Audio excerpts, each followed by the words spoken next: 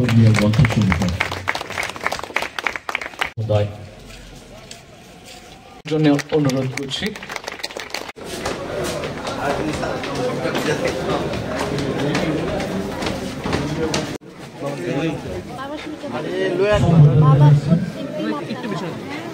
প্রধানমন্ত্রীজি যেভাবে মানুষের জন্য চেষ্টা করছে, আমরাও সেই দিশায় আমরা কাজ করছি।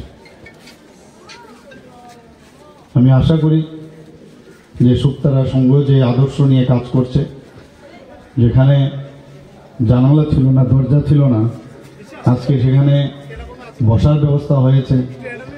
যারা এই ক্লাব গড়তে গিয়ে তৎকালীন সময় যেরকম ছিল, একটা বেশ তো পুরনো যারা সদস্যরা ছিলেন তাদের কারণেই তো আজকে এটা হয়েছে।